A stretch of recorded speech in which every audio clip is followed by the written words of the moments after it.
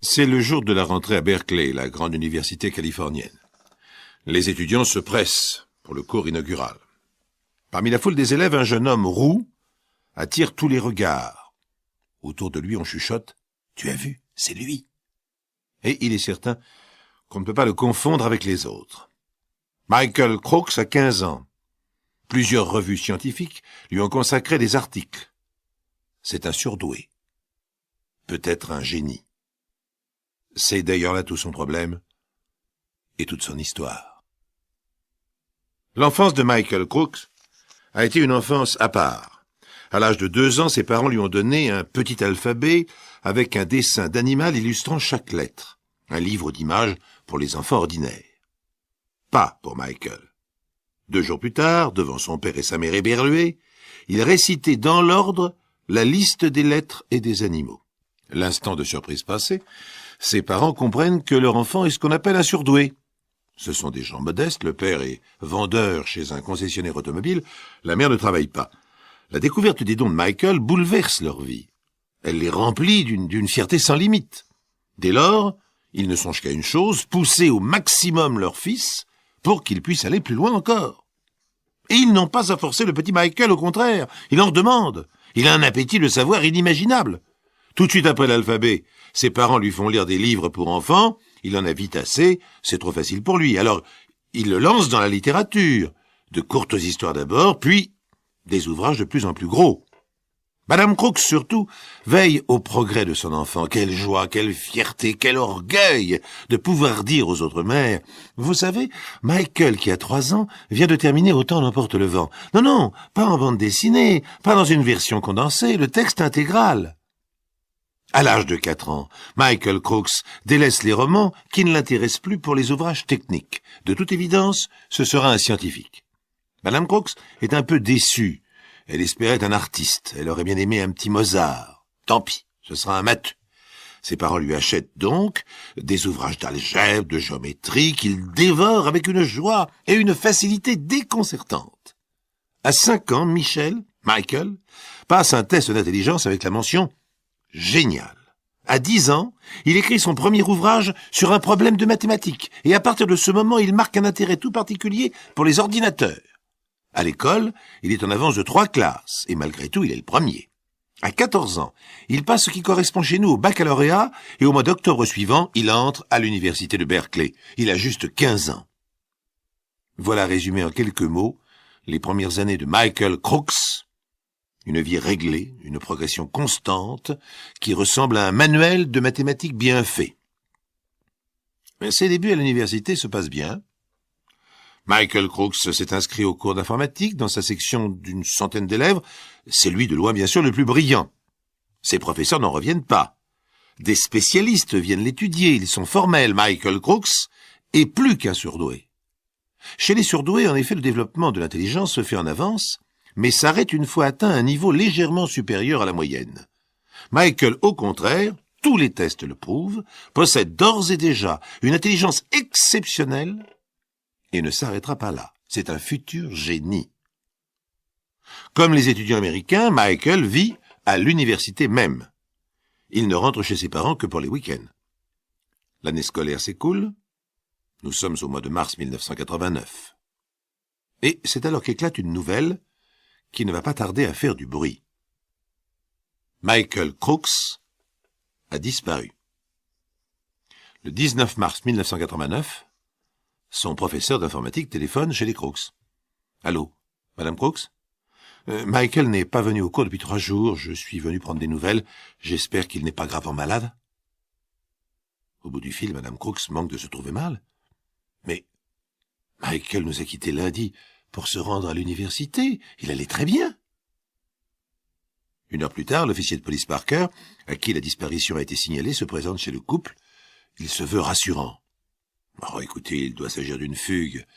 Il aura rencontré une fille. Ce ne serait pas la première fois. » Mais les parents de Michael secouent la tête. Madame Crooks affirme entre 2 sanglots, c'est absurde. Michael ne s'intéresse pas aux filles. Non, on l'a enlevé. Je vous assure qu'on l'a enlevé. Le lieutenant Parker n'insiste pas. Il prend congé des Crooks et mène son enquête selon les méthodes traditionnelles. Dans l'hypothèse d'une fugue amoureuse, il fait rechercher un jeune homme roux de petite taille, en compagnie d'une fille de son âge. Pensant également à une drogue partie qui aurait mal tourné, il surveille les milieux traditionnels de toxicomanes. Une semaine passe, et tous ses efforts ne donnent rien. Quand il revoit les Crooks, le lieutenant est beaucoup moins sûr de lui. Il prête une oreille plus attentive à leurs affirmations. « Nous vous le disons depuis le début, lieutenant, c'est un enlèvement. Mais enfin, vous n'avez reçu aucune demande de rançon. Et puis d'ailleurs, vous n'êtes pas riche. Mais nous ne recevrons jamais de demande de rançon. Ce n'est pas pour de l'argent qu'on a enlevé Michael. Ce n'est pas pour nous le rendre un jour, c'est pour le garder. » « Comment ça, le garder ? Mais enfin, vous ne comprenez pas que Michael est un génie, peut-être le plus grand qu'ait connu les États-Unis depuis Einstein. Alors c'est du côté d'une puissance étrangère qu'il faut chercher. » Le lieutenant Parker, abasourdi, décide d'en référer à ses supérieurs qui prennent la chose très au sérieux et mettent à sa disposition des moyens importants. Cette fois, ce sont des dizaines de policiers qui parcourent la région de San Francisco à la recherche du jeune Michael. D'autant que la presse commence à s'intéresser à l'affaire. Les jours passent, et les titres se succèdent plus sensationnels les uns que les autres. Le futur cerveau numéro 1 des États-Unis enlevé, le jeune Einstein kidnappé. Un hebdomadaire, à sensation bien sûr, suggère même que Michael était un extraterrestre que ses congénères sont venus reprendre à bord d'une soucoupe. La vérité va éclater le 16 avril 1989, 28 jours après la disparition du jeune étudiant. Le lieutenant Parker appelle ses parents. Michael vient d'être retrouvé à la Nouvelle-Orléans. Et les ravisseurs ? Il n'y a pas de ravisseurs. Quand on l'a retrouvé, il était seul. Malheureusement, son état n'est pas brillant. Il a fait une tentative de suicide au barbiturique. Et il est toujours dans le coma. Mais pourquoi ? Pour l'instant, on ne sait pas. Pourquoi ? C'est la première question que monsieur et madame Crooks posent à leur fils 3 jours plus tard à l'hôpital de la Nouvelle-Orléans où il est soigné. Mais enfin, pourquoi as-tu fait cela ? Michael ne répond rien. Il n'a pas prononcé un mot depuis qu'il est sorti de l'inconscience. Son mince visage est tout pâle sur son oreiller. Il a les yeux lointains, comme s'il ressentait une douleur qu'il ne voulait pas exprimer. La police, de son côté, a pu reconstituer son emploi du temps durant sa disparition. Il a gagné la Nouvelle-Orléans en autostop. Pendant près d'1 mois, il a vécu dans le quartier du port avec une bande de clochards, échappant miraculeusement à toutes les recherches. Mais sur les mobiles de son acte, il n'y a pas un commencement de réponse. Michael Crooks retourne chez lui à San Francisco. Il s'enferme dans sa chambre et ne veut plus en sortir. Ses parents sont atterrés. Les autorités universitaires aussi. Pour elles, la santé morale de leur plus brillant sujet est une préoccupation majeure. Aussi, les responsables décident-ils de faire appel à un psychologue en renom. Michael se laisse difficilement convaincre de lui rendre visite. L'entrevue a lieu dans le bureau du professeur. Il a une 50aine d'années, les cheveux gris, un sourire bienveillant, et il prie Michael de s'asseoir. « Alors, tu as fait une grosse bêtise ?»« Après tout, c'est de ton âge. »« De mon âge ? Bien sûr. T'as 15 ans, non ? Ce que tu sais faire avec ton intelligence, je m'en fiche. Hein. Ce qui m'intéresse, c'est ce qui se passe en toi. Tes problèmes personnels. » Michael regarde intensément son interlocuteur. « Vous êtes le premier qui me dit ça. Tous les autres me parlent comme à un homme, quand ce n'est pas un monstre. Mais ne t'occupe pas des autres, raconte. » Michael Crooks hésite un instant et soudain, pour la première fois, il raconte sa vie, sa vraie vie, vue de l'intérieur, qui n'est rien d'autre que l'histoire d'une solitude. Jamais il n'a pu jouer avec ses camarades. Leur jeu n'était pas de son âge. Ils n'avaient pas les mêmes préoccupations. Le seul domaine où ils étaient à peu près à égalité, c'était les sujets du programme. Mais là, il les dépassait, bien sûr. Michael leur donnait des complexes. Il le jalousait, il le détestait. À 10 ans, Michael se trouvait au milieu de garçons et de filles qui découvraient les premiers émois amoureux. Que pouvaient-ils se dire, eux et lui ? Quand Michael eut 13 ans à son tour, il aurait bien aimé lui aussi avoir une aventure avec une fille de son âge. Mais il n'a pas pu ou pas su. Il avait l'impression qu'il faisait peur avec son esprit. Et puis il y avait ses parents. Pour eux, il a toujours été un objet de fierté, pas d'amour. Et c'était le défilé des amis, des voisins, des relations que son père et sa mère invitaient pour le montrer comme un animal de cirque. C'était leur incommensurable vanité d'avoir engendré l'enfant le plus intelligent des États-Unis. Alors il n'a pas pu. Il a tout fui, ses parents, son université, il s'est caché. Mais ce n'était pas suffisant. Il a voulu fuir la vie elle-même. D'où son geste désespéré. Michael a terminé son récit, il s'arrête épuisé, mais heureux d'avoir enfin parlé. Le psychologue se lève et lui donne une tape amicale sur l'épaule. « Bien, mon garçon. Maintenant, veux-tu me faire confiance ?» Michael répond avec élan, « Oui. » « Eh bien, tu vas habiter seul et arrêter tes études. Il faut que tu attendes 3-4 ans. Le temps que tu deviennes justement un adulte. Alors tu pourras revenir avec les autres et mener une vie normale. » Michael Crooks a suivi le conseil du psychologue. Il est rentré dans l'anonymat et on n'a plus parlé de lui pendant 10 mois.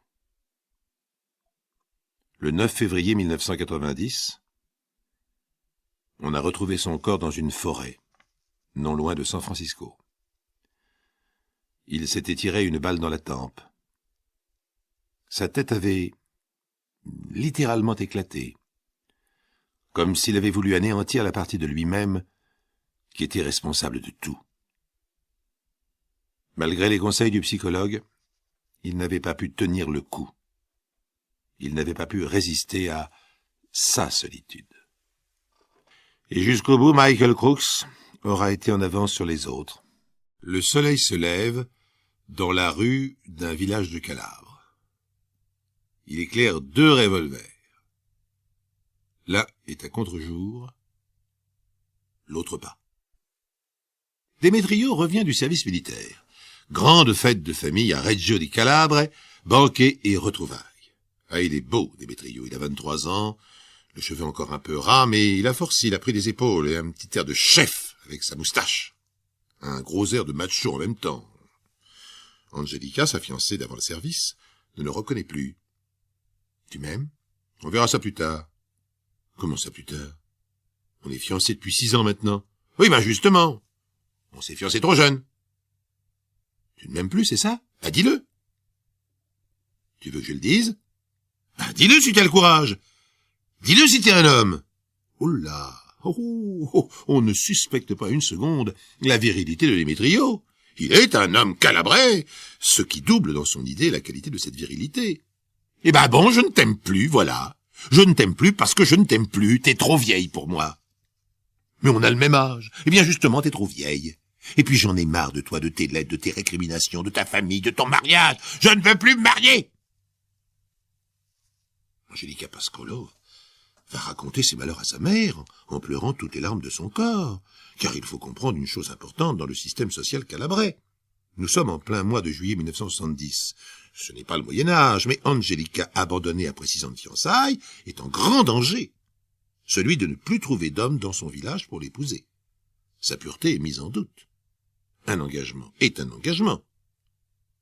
Conseil de famille chez Pascolo, où l'on est tailleur de père en fils et couturière de mère en fille. Il y a le père, les frères, les oncles, les cousins d'Angelica. Affaire d'honneur qui concerne une femme, mais se discute entre hommes. Les frères et les cousins sont d'avis d'aller tirer les moustaches de Demetrio pour lui apprendre à tenir un engagement d'honneur. Il doit épouser Angelica, de force s'il le faut, c'est lui qui a rompu, pas elle. Le père et les oncles se montrent plus prudents. Ce Demetrio appartient à la famille des Malovio. Et les Malovio sont alliés à une autre famille beaucoup plus importante. En résumé, le père d'Angelica décide, on ne peut pas bouger, c'est trop dangereux. Mafia, eh oui, mafia calabraise, pas n'importe laquelle. De celle qui écume le pays, prend les paris, domine le marché agricole, contrôle les pêcheurs, les camionneurs, active la contrebande, bref. S'attaquer à Demetrio, c'est s'attaquer à une pyramide. Les hommes convoquent Angelica. Trouve-toi un autre fiancé, on laisse tomber. Vous n'êtes que des lâches. C'est une honte. Pendant 6 ans, j'ai porté sa bague. Je n'ai pas regardé un autre garçon. Je n'ai dansé avec personne. J'ai attendu qu'il ait fini son service. J'ai écrit des centaines de lettres à la caserne. Je suis allé l'accueillir avec une robe neuve. J'ai payé un coiffeur. Et tout ça pourquoi? On ne va pas se faire tuer pour une robe neuve, Angélica. La mafia, c'est un gros morceau. Mais vous le saviez déjà qu'il appartenait à la famille. Quand j'avais 16 ans, tout le monde a dit qu'il était un bon parti. C'est le bon parti qui décide. Si on envoie ton frère aîné lui flanquer une raclée, il en viendra 2 de chez lui pour tuer un de tes frères. Alors arrête de pleurer et trouve-en un autre. Mais je l'aime. Ah, ça par contre, c'est le dernier des soucis des mâles de la famille. Quand Angélica parle de rupture de fiançailles, d'engagement non respecté, d'honneur, c'est normal.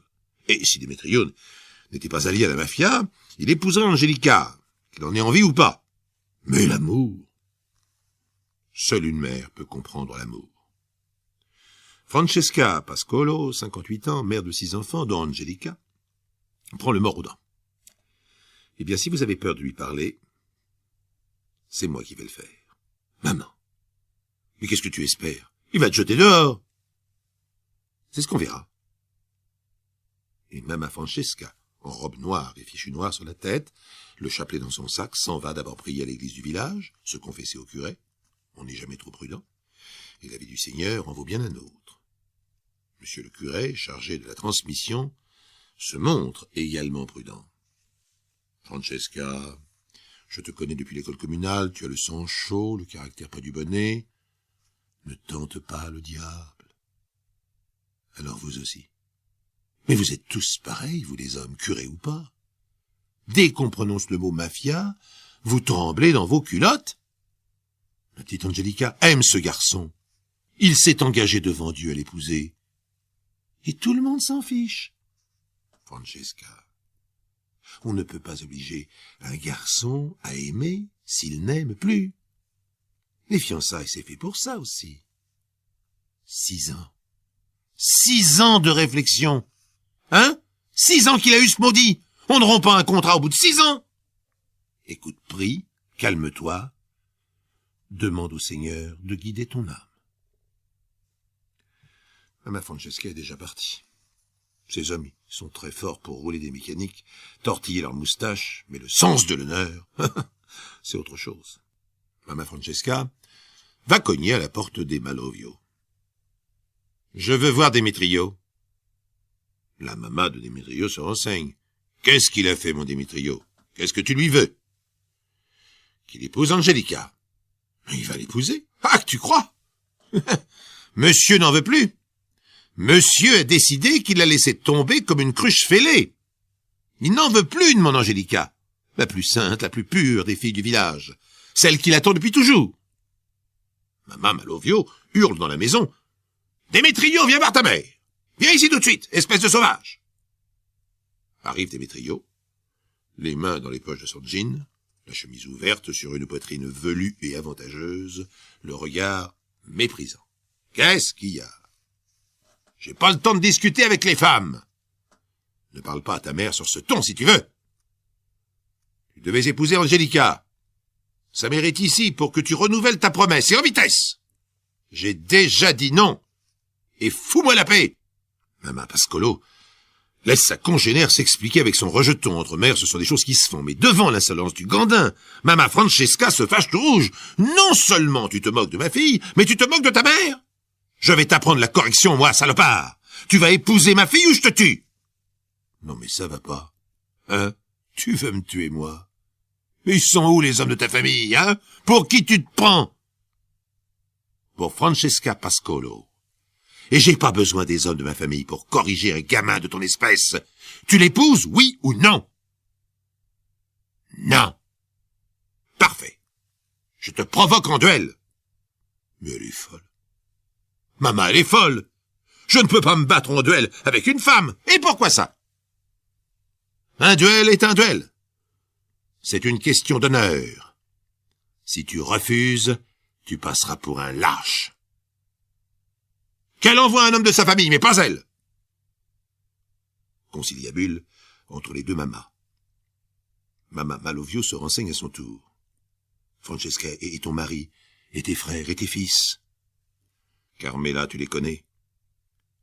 La famille de ton mari a de l'influence, il refuse de discuter, même avec ton galopin de fils. Il ne reste que moi. Ma pauvre. Peux-tu faire entendre raison à ton fils? Tu vois bien que non. Cette tête de mule se prend pour le séducteur du siècle. Monsieur prend des poses devant les filles, comme au cinéma. Alors tu vois bien. Francesca, si tu me le tues, si tu me tues mon fils, je te tue. Qu'il accepte le duel d'abord, c'est une question d'honneur. S'il refuse, tout le village saura qu'il a fui devant une femme. Ce lâche. Démétrio, c'est ta mère qui te le demande à présent. Ta réponse. Veux-tu épouser Angelica ou te battre en duel? Non mais vous me faites rigoler. Mais elle sait même pas tenir un revolver. Et alors? C'est ça qui te fait peur? Bien entendu, depuis que cette conversation dure sur le pas de la porte, un certain nombre de curieux, toujours fort attentifs en Calabre aux questions d'honneur, se sont rassemblés afin de donner leur avis. Et Démétrio n'a plus les rieurs et les machos de son côté. On le provoque, et ce « on » est une femme. Il doit répondre. Le duel est décidé. Revolver de rigueur. Le lendemain matin, au lever du soleil, dans la grande rue du village, les spectateurs attendent les duellistes. Je vous rappelle que nous sommes en juillet 1970. Et j'imagine que vous vous dites, comme d'habitude, mais que fait la police? Un duel en pleine rue au revolver, tout le village au courant, et personne ne tente d'empêcher ça. Personne. Et nous ignorons ce que fait la police. Par contre, le soleil, lui, il est au rendez-vous. Il se lève, normalement, éclairant d'un rayon implacable la grande rue du village, comme un projecteur de western. Mama Francesca se présente à première, tout de noir vêtu, son chapelet d'une main, le revolver de l'autre. Les hommes de sa famille, planqués derrière les volets clos, honteux et complètement lâches, ne veulent même pas se montrer. Mama Francesca attend. Démétrio n'arrive pas. La foule devient houleuse. C'est un autre homme qui se présente et salue les spectateurs. Il se nomme Domenico. Il est le chef de la famille des Démétrio. Quelle famille? Ah, vous savez bien. En tant que chef, c'est moi qui prends sa place. Démétrio refuse de tirer sur une femme, pas moi. Bravo. Ah, belle mentalité de chef, en effet. La foule attend. Les duellistes se mettent en place. Mama Francesca lève son revolver. Le chef Domenico lève le sien. Il s'observe. Ne me demandez pas maintenant qui a le soleil dans l'œil, car c'est l'instant crucial en effet. Le soleil va faire perdre ou gagner. L'arbitre donne le signal. Les coups de feu partent. Et les deux duellistes s'effondrent. Le chef Domenico est blessé à la cuisse. Mama Francesca, en plein ventre. Le chef Domenico s'en remettra. Mama Francesca, pour avoir voulu sauver l'honneur de sa fille, va mourir. Mais c'est avant de mourir qu'elle a dit « Le soleil, c'est la faute du soleil. Je l'ai visé au bas-ventre, ce salopard. C'est le soleil qui m'a fait cligner de l'œil. Messieurs les hommes des familles de Calabre, rien dans cette histoire n'est à votre honneur. Vous aviez mis le soleil de votre côté. C'est d'une lâcheté. On ignore bien sûr toujours ce qu'a fait la police. Teresa Ramirez habite Valdigno, un village isolé dans la montagne à quelques kilomètres de Veracruz, au Mexique. Teresa Ramirez a 42 ans et un physique insignifiant à part un signe particulier.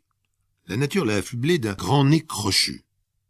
C'est sans doute pourquoi les villageois l'ont baptisée, sans grande imagination et sans gentillesse bien sûr, la sorcière. La sorcière est mère de famille, Elle a épousé à 18 ans un charpentier bossu qui lui a donné 3 enfants. Elle, de son côté, travaille dur à la briqueterie du village, 6 jours sur 7, sauf le lundi, jour de fermeture. C'est au début de mars 1985 que Teresa Ramirez déclare à son mari « Je vais ramasser du bois dans la forêt, j'irai le vendre à Veracruz, ça nous fera toujours quelque chose pour améliorer l'ordinaire. » C'est un lundi, bien sûr, son jour de congé. En la voyant monter sur son vélo et partir pour Veracruz, nez crochu en avant, les habitants de Valdigno font leur réflexion habituelle. La sorcière va à la ville maintenant. Sa bicyclette, elle monte dessus comme si c'était un balai. Et le plus extraordinaire, c'est que les villageois ne se trompent pas. Teresa Ramirez va effectivement devenir une sorcière. La sorcière du lundi, comme on l'appellera par la suite. À Veracruz, le lundi est traditionnellement le jour des affaires. Les cultivateurs et les éleveurs des campagnes avoisinantes s'y retrouvent pour négocier leur production. Ils se donnent rendez-vous dans les cafés du centre de la ville. C'est là que s'arrête Teresa Ramirez. La salle est presque uniquement composée d'hommes qui discutent avec des éclats de voix sonores. Teresa avise un sexagénaire, pansu et sanguin, en tête-à-tête avec une bouteille de vin et un plat de haricots. Ouais, il fera l'affaire. Elle s'attable à côté et pousse un gros soupir. Le sexagénaire lève le regard vers elle, la détaille. Il n'a pas l'air d'être rebuté par son physique peu avenant et sa mise négligée. Il lui sourit. « Ça n'a pas l'air trop allé, ma petite dame. Ah, c'est que la vie est bien dure pour une veuve avec 3 enfants. C'est pas tant les soucis d'argent, ça, tout le monde en a. C'est surtout le réconfort qui manque. » Le sexagénaire l'invite à sa table, et entre ce couple d'un genre peu commun, mais assorti malgré tout, l'aventure galante se produit dans une chambre d'hôtel. Seulement, elle ne se termine pas tout à fait comme l'homme l'avait imaginé. Le matin, lorsqu'il se réveille, le lit est vide. Saisi d'une brusque appréhension, il se précipite vers sa veste, tâte les poches, et là, c'est ce qu'il craignait, son portefeuille a disparu, et avec lui, les 70 000 pesos qu'il contenait. Furieux et blessé dans son amour-propre, le cultivateur se rend au commissariat, il porte plainte et se jure bien de revenir sur les lieux pour retrouver sa voleuse. À Valdigno, le mari de Teresa Ramirez ne lui pose pas de questions quand il la voit revenir avec 70 000 pesos. On ne pose pas de questions à une femme qui vous apporte 70 000 pesos. Elle aura fait de bonnes affaires en vendant à la ville le bois qu'elle avait ramassé. 3 semaines ont passé, et Teresa Ramirez enfourche de nouveau son vélo. Les pesos sont dépensés. Il est temps de renouveler les fonds. À défaut d'imagination, Teresa ne manque pas d'obstination. Elle va employer exactement le même procédé que la première fois. Comme 3 semaines auparavant, elle gare son vélo sur la place centrale de Veracruz, et elle se dirige vers les cafés où les paysans de la région traitent leurs affaires. Mais elle n'a pas le temps d'entrer. Dans son dos, elle entend une voix. « Voleuse !» Eh oui, c'est lui, c'est son client. Elle s'attend au pire. Mais il ne se montre pas violent. Il lui dit, tout en la maintenant fermement par le bras, « Écoute, je veux pas te dénoncer à la police. Rends-moi mon argent et je te laisserai tranquille. » Teresa Ramirez, l'instant de surprise passé, se reprend. Elle secoue la tête. Son nez crochu fend l'air plusieurs fois. « J'ai pas l'argent ici. Je l'ai laissé chez moi, à Valdigno. »« Alors viens, j'ai ma voiture. On y va tout de suite. » Teresa ne réplique pas, son plan est arrêté. Elle monte sans résistance dans la Ford noire du cultivateur. Un couple d'amoureux qui est allé faire des fredaines. C'est ce que pense un garde forestier en voyant 2 jours plus tard une Ford noire arrêtée en plein bois non loin d'un lac. Pris tout de même d'une vague inquiétude, il s'approche, et alors là il court donner l'alerte à toutes jambes. Le cadavre d'un homme flotte, la tête tournée vers le ciel, les yeux grands ouverts.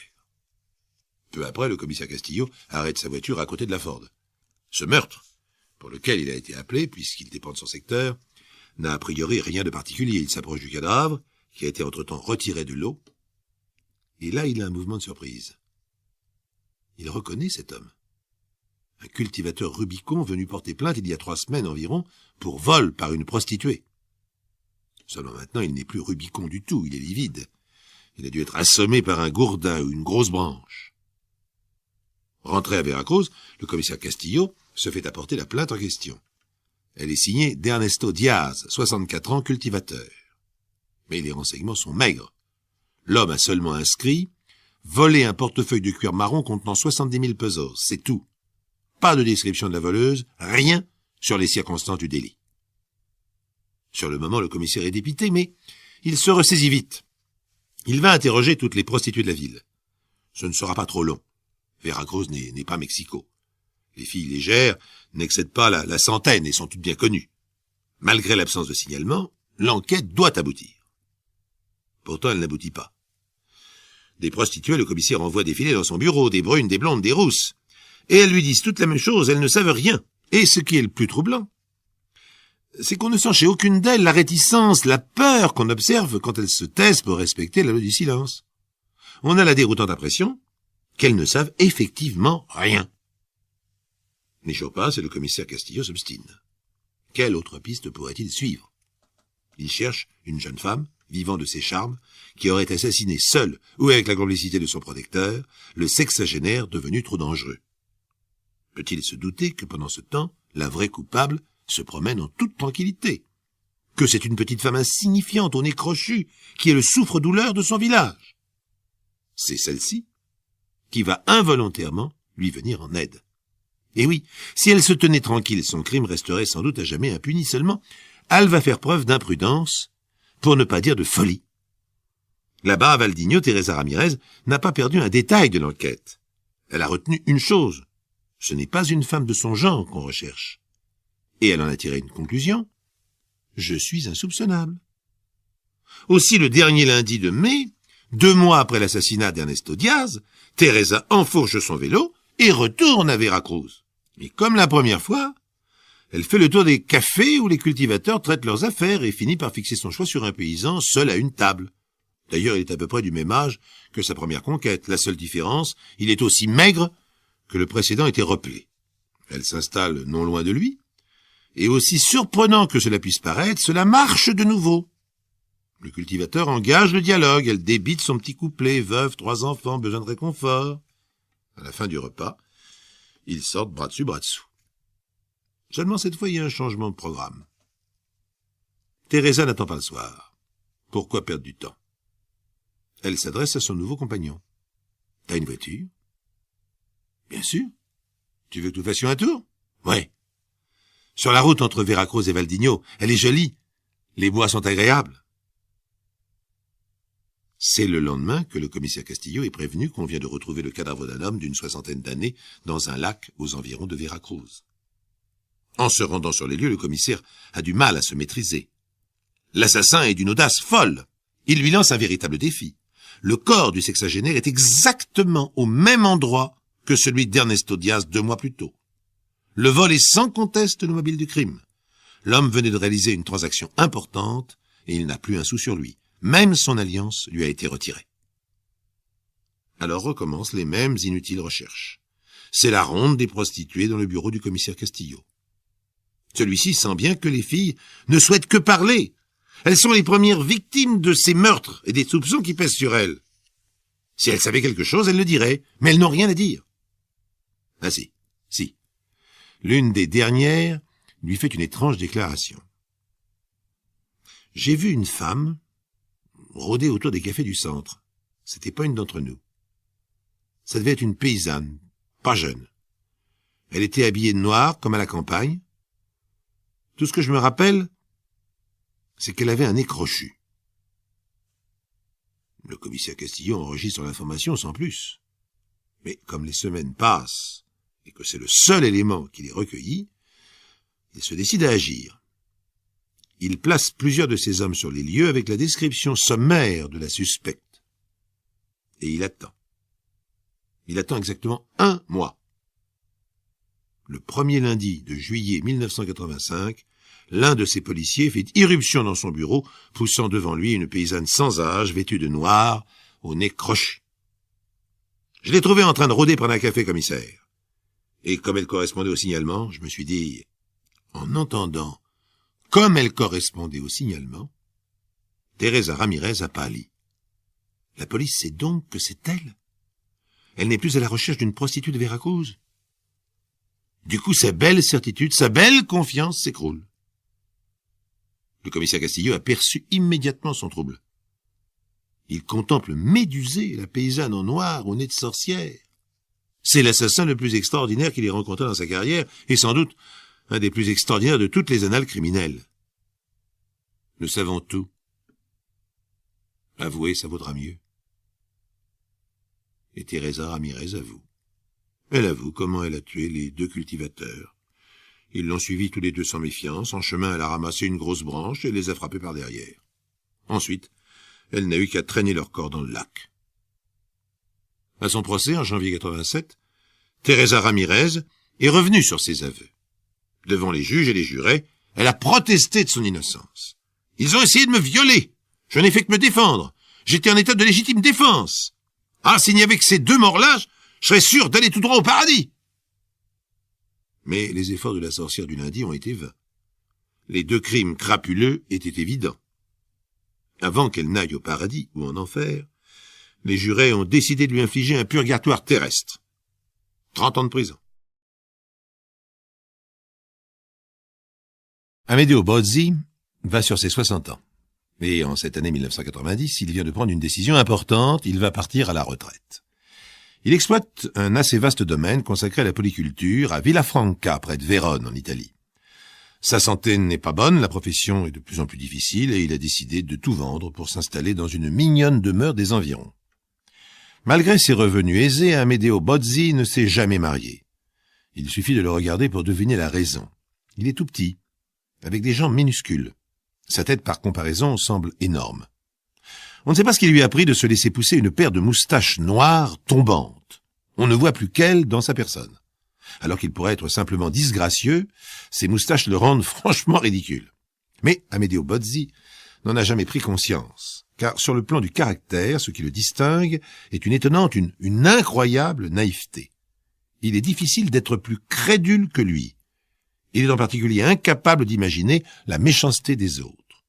Aussi, dès que la nouvelle qu'Amedeo veut vendre sa ferme est connue, elle provoque une réaction unanime.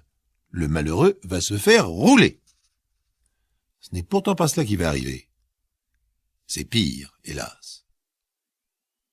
Giulio Massa est l'un des cultivateurs les plus importants de la région. Il a 60 ans lui aussi, mais il n'a rien de commun, ni physiquement, ni moralement, avec le vieux garçon de Villafranca. Il est aussi grand que l'autre est petit, il a autant d'assurance que l'autre est timide, habitué à diriger, il parle naturellement sur un ton de commandement. Giulio Massa a tôt fait d'apprendre les intentions d'Amedeo Bozzi, qu'il connaît de réputation. Il se rend chez l'agent immobilier chargé de la vente et obtient un rendez-vous. En les voyant arriver tous deux, Amedeo s'empresse en trottinant sur ses petites jambes. « Ah ben vous, on peut dire que vous êtes des rapides !» Giulio Massa ne répond pas à ces manifestations oppressées, il considère le domaine d'un œil morne et l'inspecte sans mot dire. Une fois la visite terminée, il lance de sa voix habituellement autoritaire « Je vous en offre 200 millions de lire. » L'agent immobilier s'empresse de faire écho. « C'est un très très bon prix, monsieur Bozzi, vous faites une affaire. » Il faut dire que l'agent immobilier a d'excellentes raisons d'approuver ce chiffre.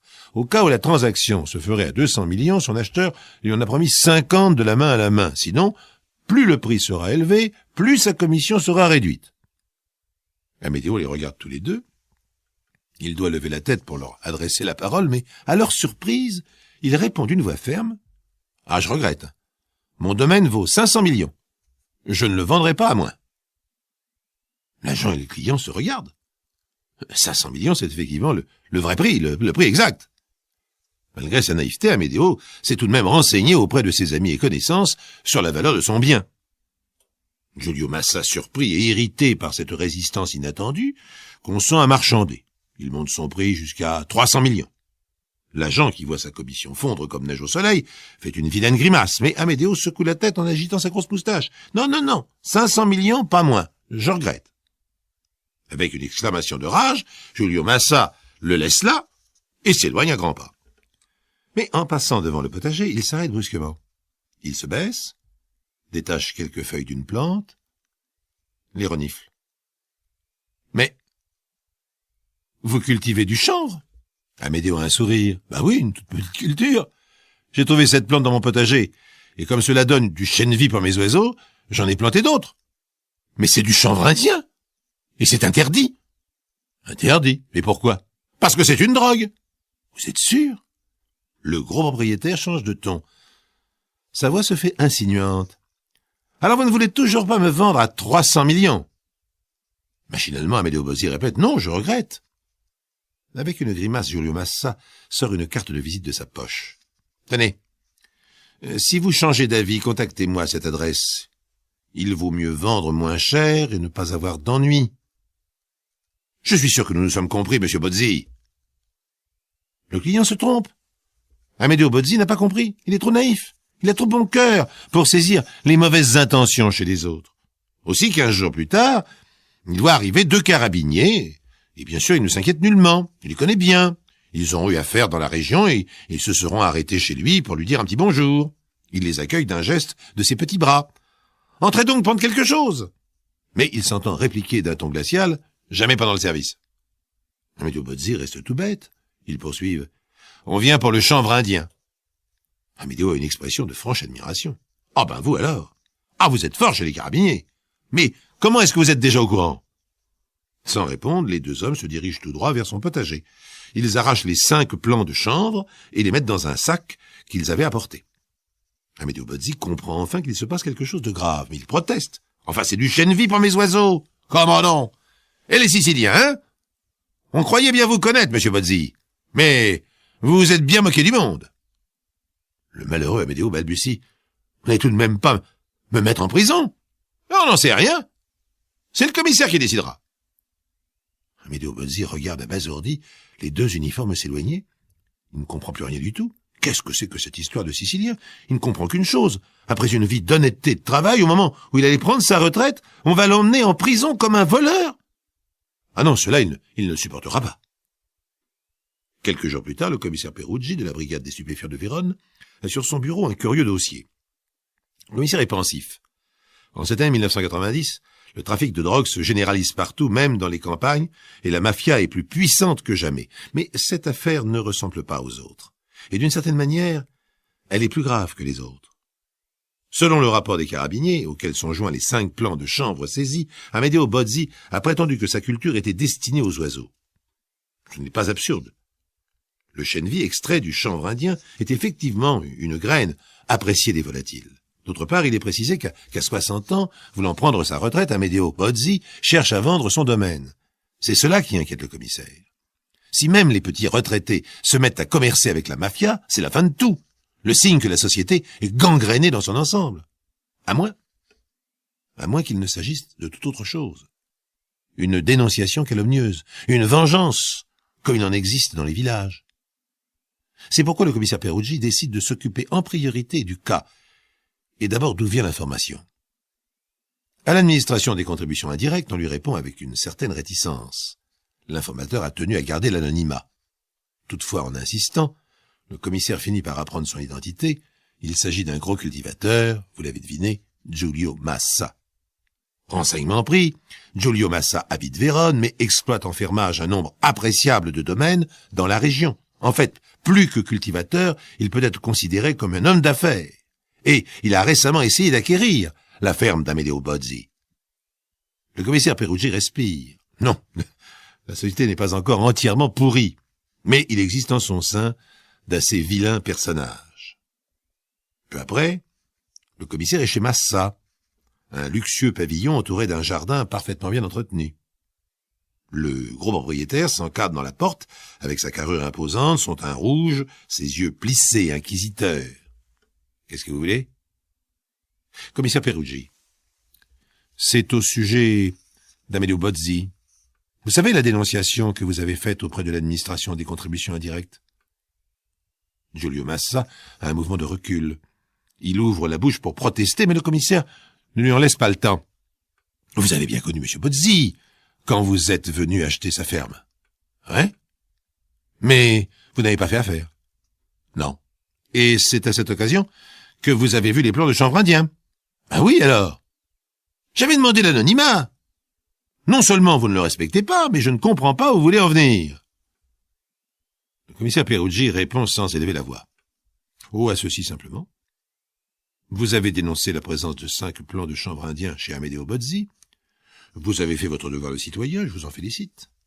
Seulement, vous avez aussi parlé de Siciliens, auxquels il aurait vendu sa drogue. Le gros propriétaire, d'habitude si à l'aise, a l'air horriblement gêné. Oui, peut-être. Enfin, j'ai dit ça parce que c'est bien connu. Qu'est-ce qui est bien connu? Eh bien, les trafiquants ont pour revendeurs et pour clients des gens de la mafia. De sorte que vous avez accusé sans preuve.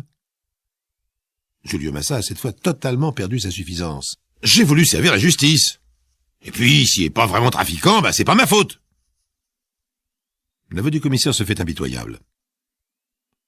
Vous avez voulu vous venger d'un pauvre homme qui avait refusé de vous vendre sa ferme au prix que vous lui proposiez.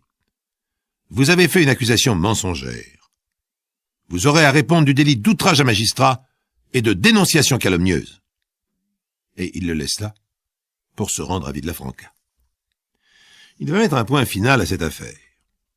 Il doit sanctionner aussi Amedeo Bozzi, car il a commis un délit en plantant du chanvre indien. La loi est la loi, et nul n'est censé l'ignorer. Mais il n'est pas question, bien sûr, d'emprisonnement. Il va lui infliger une simple amende. Quand il frappe à la ferme Bozzi, un long moment s'écoule avant qu'il n'y ait une réponse. Enfin, Amedeo vient lui ouvrir. Il a un fusil à la main. Le commissaire Peruggi comprend tout de suite qu'il ne s'agit pas d'une menace contre lui. Le canon de l'arme est placé sous le menton du fermier. « Calmez-vous, monsieur Bozzi, voyons. Qui êtes-vous » ? « Je suis le commissaire Peruggi, de la brigade des stupéfiants, mais il n'a pas le temps d'en dire davantage. Il y a une détonation, et l'instant d'après, le petit homme gît devant le seuil de sa maison, pas loin de son carré de cornichons, où avait poussé un plant de chanvre, qui avait la propriété de donner du chènevis pour les petits oiseaux. L'épilogue de cette histoire, le commissaire Peruggi l'a appris avec amertume, pour ne pas dire avec dégoût. Amedeo Bozzi étant mort sans héritier, son domaine a été vendu aux enchères, et c'est Giulio Massa qui l'a obtenu. Il l'a payé 200 millions de lire, exactement le prix qu'il en voulait. Et il n'a même pas eu à verser de commission à l'agent immobilier. Dans les années 50, une jeune fille blonde aux yeux gris vit en Autriche. Elle est romantique, et tout le monde s'accorde à lui trouver un joli talent de peintre, spécialement dans les portraits féminins et les bouquets de fleurs.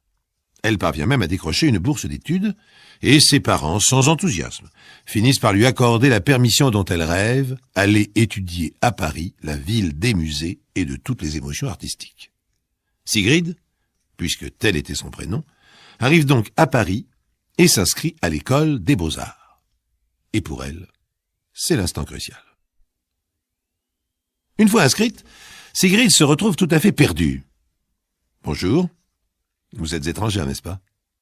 Sigrid considère le garçon qui vient d'interpeller, un brun, souriant, qui a l'air d'être constamment prêt à faire une bonne blague, toujours à rire avec tous ceux qu'il croise. « Autrichienne, je suis, oui. »« Autrichienne, tu es, c'est drôle. Tu es aux Beaux-Arts, moi aussi. Allez, on se tutoie, ce sera plus simple. Je parie que tu dois avoir plein de problèmes. » Ah, Sigrid, en effet, a des problèmes. Elle ne comprend pas vraiment l'esprit parisien. Elle se perd dans la hiérarchie des Beaux-Arts. À partir de cette époque, Michel Delafosse, puisque tel est son nom, prend Sigrid par la main. Il lui indique l'hôtel du Nérac, un petit établissement plein d'artistes, de musiciens, de genre du commun. Il lui indique les petits bistrots où l'on dîne correctement sans se ruiner. Quant à lui, personne ne sait exactement de quoi il vit. Architecte, secrétaire, trafiquant de tableaux ultramodernes. « Sigrid, es-tu libre ce soir ? J'aimerais que l'on dîne ensemble dans un nouveau troquet que je viens de découvrir. »« Ouais, d'accord, mais on paie chacun sa part, hein ?» Après le dîner charmant et très gai, Michel propose une séance de cinéma. Art et essai, bien sûr. Le cabinet du docteur Caligari. « Tu m'invites à un dernier verre, le coup d'étrier, comme on dit ?» Sigrid ne comprend pas bien ce que veut dire le coup de l'étrier, mais elle a apporté d'Autriche une bouteille de Jerusalemer. C'est un pétillant qu'elle garde dans sa chambre pour une bonne occasion. Quand Michel quitte l'hôtel vers 3 heures du matin, la bouteille est vide et Sigrid est amoureuse. Ah, décidément Paris est bien une ville de rêve. Sigrid, je veux te parler un moment. La petite brune, qui vient d'interpeller la blonde autrichienne, est elle aussi une locataire de l'hôtel de Nérac. Oui, qu'est-ce qui se passe? Michel et toi, c'est du sérieux? Je sais pas, je suis amoureuse, je crois. J'en étais certaine. Le salaud. Tu ne sais donc pas qu'il est marié? D'ailleurs, tu dois connaître sa femme. Elle expose en ce moment chez Vania Toni. Tu as dû voir les affiches? Renate Zerdjaz? Celle qui fait les sculptures cadavériques? C'est la femme de Michel? Oui. Elle a gardé son nom de jeune fille. En fait, elle est rescapée de Bergen-Belsen. Elle a perdu pratiquement toute sa famille. Seule sa tante est revenue. Elle a encore sur le bras le numéro matricule que les nazis lui ont tatoué. Sigrid reste silencieuse, mais la brunette continue. Quand Renate est arrivée à Paris, Michel Delafosse a eu vite fait sa connaissance. Elle était un peu perdue aux Beaux-Arts. Alors au bout de quelques mois, elle lui a annoncé qu'elle était enceinte. Et il l'a épousée. Mais ce n'était qu'une grossesse nerveuse, et rien n'est arrivé. Alors il voulait divorcer. Mais Renate n'est pas sans charme. Et de toute manière, aujourd'hui, avec ses sculptures concentrationnaires, c'est souvent elle qui fait bouillir la marmite. Bouillir la marmite? Oui, enfin, c'est elle qui le fait vivre. De toute manière, elle a au moins 8 ou 9 ans de plus que lui. Le lendemain, Michel doit donner des explications à sa petite amie autrichienne. Ben oui, c'est vrai, oui, je suis marié depuis 5 ans à Renate. Quand elle est arrivée à Paris, encore toute maigre et perdue, j'ai eu pitié d'elle. Je reconnais qu'elle a un certain talent, mais ses statuts sont tellement inspirés par les camps de concentration qu'elle me déprime. Je ne veux pas avoir une liaison avec un homme marié, Michel. Mais attends un peu.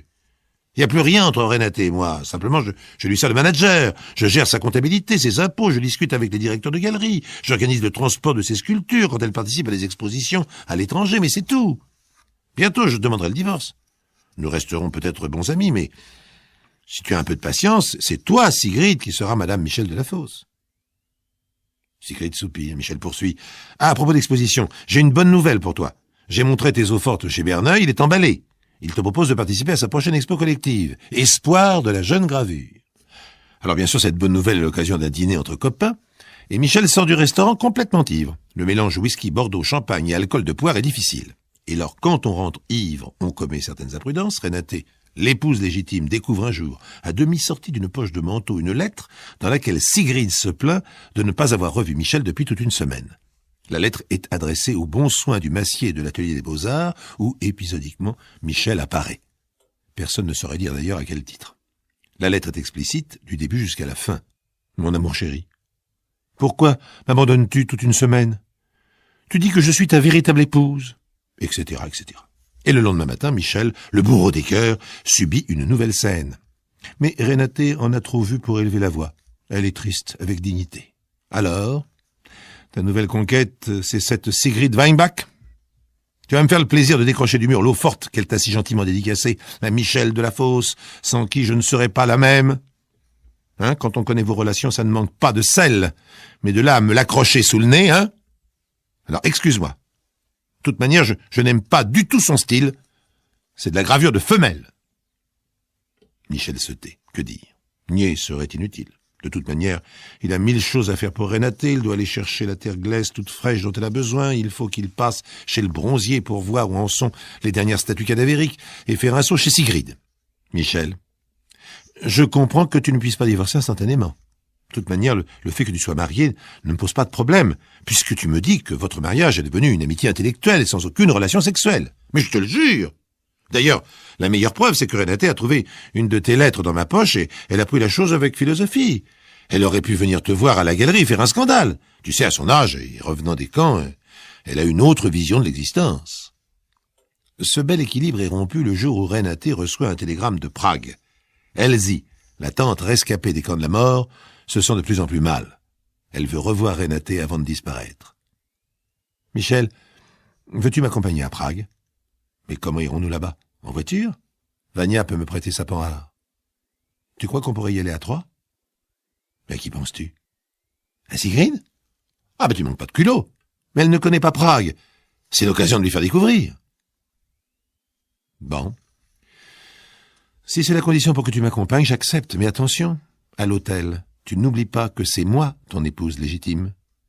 Tu dormiras dans mon lit. » Quand Michel Delafosse annonce à Sigrid ce projet de voyage à Troyes, celle-ci réfléchit un moment en silence. On dirait qu'un sourire apparaît presque au fond de ses yeux gris. Mais le voyage va réserver des surprises. À la première occasion de se trouver en tête-à-tête avec Sigrid, Renate aborde la question cruciale. « Mon petit, je comprends que vous soyez sensible aux charmes de Michel, je suis passé par là. Ah, son air de chien fou, sa manière de tourner la tête quand on le prend la main dans le sac, sa façon de promettre, de jurer que c'est la dernière fois, plus d'une s'y laissait prendre. Non, Sigrid, vous êtes jeune, inexpérimentée, cette liaison ne vous mènera à rien, car je n'ai pas l'intention de divorcer et Michel n'en a pas les moyens. Puis de toute manière, je vais vous faire une confidence qui va vous étonner. Chez Michel, la seule chose qui m'intéresse, c'est sa braguette. Comprenez-le comme vous voudrez. » Sigrid, en entendant ces mots, se fige.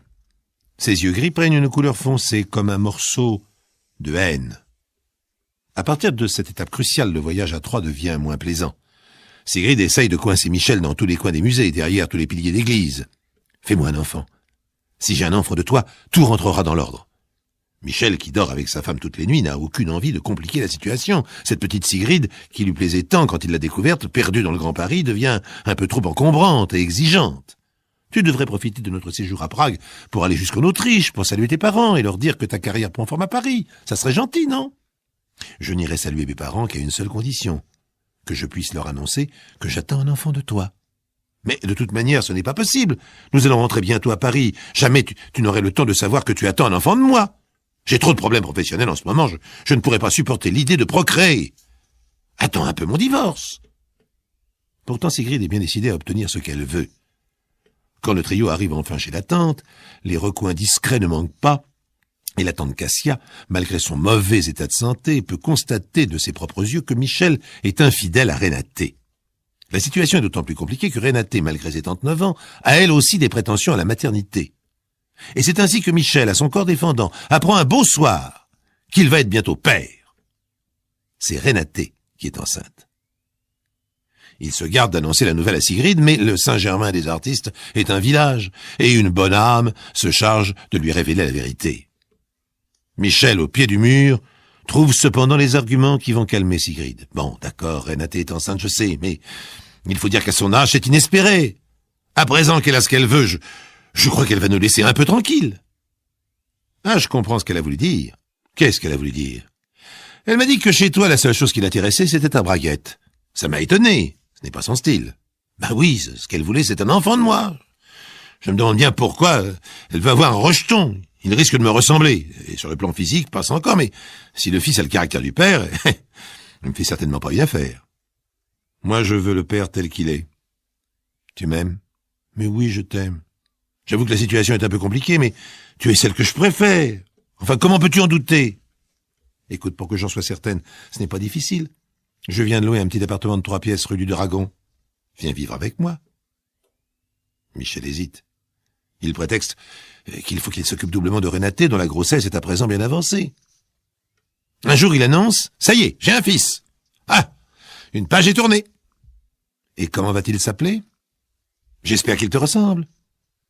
Pour l'instant, il a encore l'air d'un petit singe, mais il a déjà mes cheveux. Renate a décidé de l'appeler Othello. Quelle drôle d'idée. Quand viens-tu t'installer chez moi?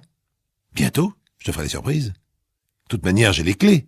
Si ça se trouve, tu m'auras dans ton lit un beau matin, et ce sera pour de bon. Effectivement, Michel, une fois de plus, ivre-mort, débarque une nuit chez Sigrid. Il s'écroule sur le lit sans même se déshabiller complètement. Mais elle ne lui fait aucun reproche. Ça entre dans ses plans. Elle se lève, fouille dans les poches de son amant. Le trousseau de clés est là. Les clés de chez Sigrid et les clés de chez Renate. Sigrid saisit un petit sac de voyage et y glisse un petit marteau, ainsi qu'une torche électrique. Puis, elle quitte silencieusement son appartement. « Taxi 73 au des Petits Champs. » C'est l'appartement de Michel, Renate et Othello. Une fois sur place, Sigrid, au cœur de la nuit, a tôt fait d'entrer dans l'appartement de la nouvelle maman. La serrure est bien huilée, ni la porte ni le plancher ne grincent. C'est en recevant le faisceau de la lampe électrique en plein visage que Renate se réveille en sursaut. « C'est toi, Michel ?» A-t-elle le temps de réaliser son erreur? Nul ne pourra jamais le dire. L'autopsie, dès le lendemain, constate qu'elle a eu le crâne défoncé de plusieurs coups d'un petit marteau très pointu. C'est Michel, en rentrant au domicile conjugal le lendemain, qui constate la tragédie. Il comprend tout de suite qui en est l'auteur. Ce matin-là, en lui servant son petit déjeuner, Sigrid avait un drôle de sourire. Elle se retrouve pour 15 ans en prison. Les jurés ne lui ont pas pardonné d'avoir étouffé le petit Othello